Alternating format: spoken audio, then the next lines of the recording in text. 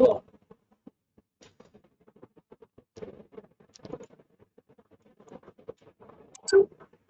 Good morning everyone. हो सकता है आपके यहाँ पे गुड आफ्टरनून हो जगह पे वीडियो देख रहे हो।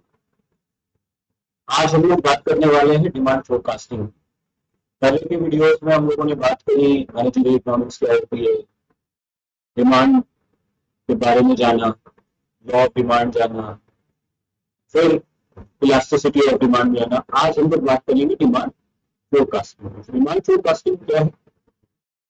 डिमांड आप लोग जानते ही हैं कि जब परचेजिंग पावर हो और विलिंगनेस हो किसी पर्टिकुलर प्राइस पे, किसी पर्टिकुलर टाइम पे, किसी पर्टिकुलर मार्केट पे जो क्वांटिटी डिमांडेड होती है वो डिमांड होती है। फोरकास्टिंग का क्या मतलब है? फोरकास्टिंग मतलब पहले से पूर्वानुमान लगाना, अंदाजा लगाना, भविष्य एक तरीके से भविष्य के बारे में अंदाजा लगाने की हमारी डिमांड कितनी होगी। तो देखते हैं जरा इसको, देखिए क्या लिखा हुआ है, पढ़िए। An important aspect of demand analysis from the management point of view is concerned with forecasting demand for its products, either existing or new. एक इंपॉर्टेंट एस्पेक्ट होता है डिमांड एनालिसिस का, इंपॉर्टेंट एस्पेक्ट है मैनेजमेंट के point of view से कि कितनी हमारे प्रोडक्ट की डिमांड होगी, नए और जो पूर्व से है, पहले से स्थिति या पहले से हमारे मार्केट में प्रोडक्ट है उनकी आगे कितनी डिमांड भविष्य में होगी। तो demand forecasting refers to an estimate of most likely future demand for products under given conditions। तो ये क्या होगा कि ये एक अंदाजा लगाएंगे कि आखिर भविष्य में हमारे प्रोडक्ट की जो भविष्य में परिस्थितियां आ रही हैं, तो यथा परिस्थिति हमारी उन प्रोडक्ट्स की कितनी मांग होगी, कितनी डिमांड होगी। ये फोरकास्ट का इस्तेमाल हम लोग करेंगे जब हम निर्णय लेंगे कि आखिर कितना प्रोडक्शन किया जाए, सेल्स कितनी होगी, उसी हिसाब से हमारे इन्वेस्टमेंट्स क्या होंगे। अगर डिमांड हमारी ज्यादा होने वाली है तो हम उसे कैसे एक्सपैंड करेंगे, क्या हमको और लोगों की आवश्यकता पड़ेगी। तो शॉर्ट रन और लॉन्ग रन दोनों में ही ये हमारा काम पीछे जाती है। एक बार फिर से पढ़ लेते हैं। Such forecasts are of immense use in making decisions with regard to production, sales, investment, expansion, employment of manpower, etc. और both in short run as well as long। तो डिमांड एनालिसिस बहुत जरूरी है, इसलिए जरूरी है इससे हम एक पूर्वानुमान लगा सकें नए हो या पुराने हमारे प्रोडक्ट्स को की मांग आखिर कितनी रहने वाली है। उसी के हिसाब से हमें प्रोड्यूस करना है, उसी के हिसाब से सब व्यवस्थाएं करनी है, चाहे मैन पावर हो, चाहे रॉ मटेरियल हो, चाहे इन्वेस्टमेंट्स हो, या हमें और एक्सपेंशन करना है। इन सब चीजों की गणना करने के लिए हमें डिमांड फोरकास्टिंग करनी। इसका अर्थ क्या हुआ? Demand forecasting means that it seeks to investigate and measure the forces that determine sales for existing and new products. Generally, companies plan their businesses, production or sales in anticipation of future demand. Companies जो होती है वो क्या करती है, भविष्य में जो डिमांड आने वाली है उसको एस्टिमेट करती है, एंटिसिपेट करती है और उसी के हिसाब से अपनी प्रोडक्शन प्लानिंग। और ये सारी जो प्लानिंग होती है कैसे होती है कि भाई फ्यूचर में क्या फोर्सेस, मान लीजिए कोई फेवरेबल गवर्नमेंट आने वाली है, कोई पॉलिसीज फेवरेबल आने वाली है, कोई ऐसी टेक्नोलॉजी है जो नई आने वाली है, पुरानी को रिप्लेस करने वाली है, तो हो सकता है पुराने प्रोडक्ट्स की डिमांड कम हो जाए और नई टेक्नोलॉजी पे बेस्ड प्रोडक्ट्स की डिमांड बढ़ जाए। तो ये एस्टिमेशन अगर पहले से हमारे दिमाग कर देगा तो हम बेहतर प्लानिंग कर पाएंगे प्रोडक्शन की, सेल्स की और अपनी जो भी आपके फ्यूचर चीजें होने वाली है। Hence, forecasting future demand becomes very important. It is very soul of a good business because every business decision is based on some assumption about the future, whether right or wrong, explicit or implicit. The art of successful businesses lie in avoiding or minimizing the risk involved as far as possible and face the uncertainties in a most befitting manner. This demand forecasting refers to an estimation of most likely future demand for a product under given conditions। मतलब क्या हुआ इस बात का मतलब ये हुआ कि देखिए सारी प्लानिंग जो होती है फ्यूचर ओरिएंटेड होती है और फ्यूचर कैसा होता है, अनसर्टेन होता है। अब इस अनसर्टेनिटी को हम जितना सर्टेन कर पाए या उसके बारे में हम जितना ज्यादा नॉलेज रख पाए, जान पाए, फोरकास्ट कर पाए, उतना ही डिसीजन मेकिंग में हमारे लिए।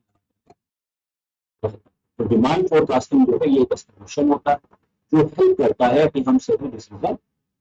अगर मान लीजिए हमारे प्रोडक्ट की डिमांड गिर रही है और हमें अभी भी लग रहा है कि नहीं हमारे प्रोडक्ट तो बहुत अच्छा जा रहा है, तो हो सकता है हम ले। सिमिलरली कोई नई टेक्नोलॉजी आ रही है, उसको बेस प्रोडक्ट्स की डिमांड बढ़ने वाली है और हम उसको अडॉप्ट कर लें तो हमें भी उसका बेनिफिट मिलेगा। तो इसलिए फ्यूचर को जानने के लिए, सही निर्णय लेने के लिए, भविष्य में अनसर्टेनिटी को कम करने के लिए डिमांड फोरकास्टिंग का important features of demand forecasting. Demand forecasting के जो महत्वपूर्ण फीचर्स हैं वो क्या है? सबसे पहली चीज क्या है? It is basically a guess work, but it is an educated and well thought out guess work. क्योंकि है तो ये अंदाजा है, मगर कैसा अंदाजा है? जो कि कैलकुलेटेड है, इसको सोचा समझा अंदाजा। और it is in terms of specific quantities, ये हमेशा स्पेसिफिक क्वांटिटीज के टर्म में बात करेगा। It is undertaken in an uncertain atmosphere. देखिए फ्यूचर को प्रेडिक्ट करना कठिन है क्योंकि वो अनसर्टेन। तो ये फोरकास्टिंग जब भी हम करेंगे तो एक अनसर्टेन एटमॉस्फेयर में ही कर पाते। A forecast is made for a specific period of time which will be sufficient to take a decision to take action. Forecast जो होगा वो हमेशा किसी पर्टिकुलर पीरियड ऑफ टाइम में होगा जो हमें डिसीजन लेने में मददगार होगा और उस डिसीजन पे ही आधार पे हम आगे का action.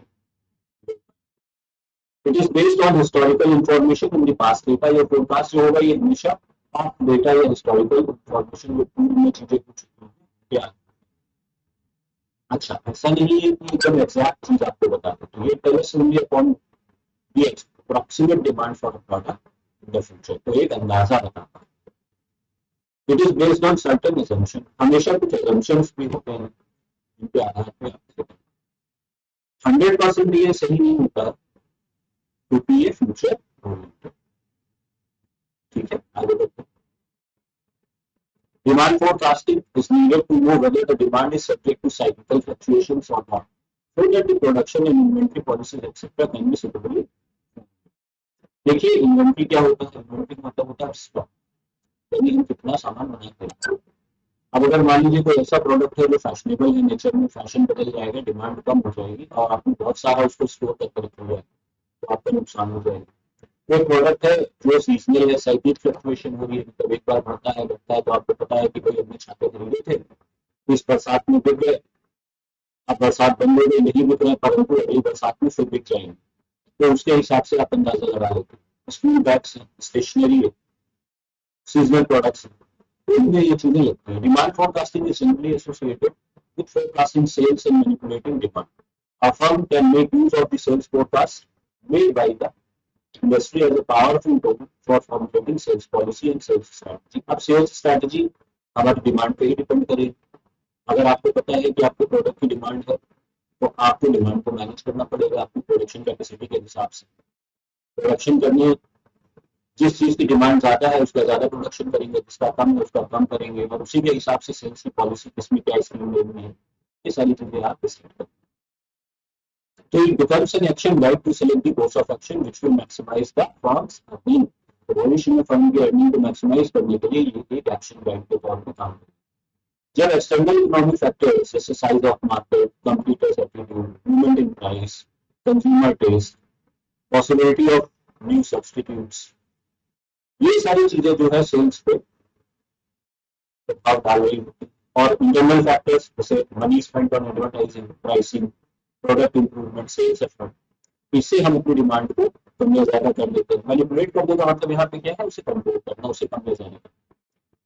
To make demand forecasting in an active rather than passive way, management must recognize the degree to which sales are a result not only of external economic environment। Demand forecasting करते वक्त खाली बाहरी forces को नहीं समझना है, आपकी internal forces को भी समझना है। बाहरी फोर्सेस क्या थी?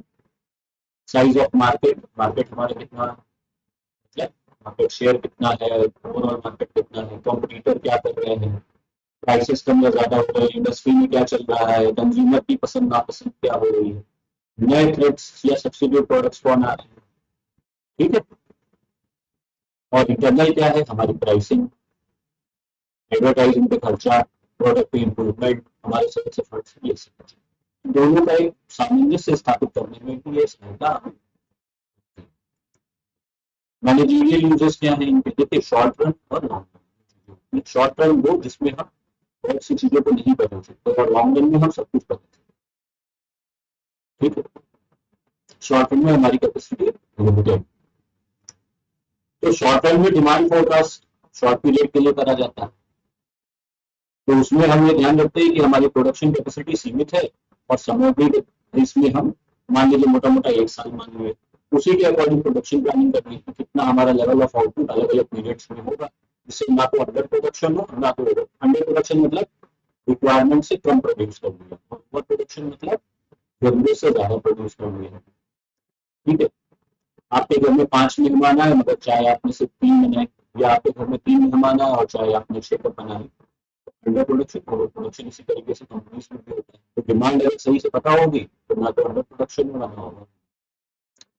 Helps to formulate right purchase policy, अच्छा जो भी प्रोडक्शन करना है उसके लिए इनपुट चाहिए, मतलब उसके लिए रॉ मटेरियल चाहिए, तो रॉ मटेरियल को खरीदने की पॉलिसी भी आप सही से बना पाएंगे अगर आप डिमांड का अंदाजा सही लगाएंगे, तो आपकी कॉस्ट भी बचेगी, आपकी कैपिटल ब्लॉक होने से बचेगी, इन्वेंट्री आपको कम रखनी पड़ेगी, रिस्क भी बचेगी।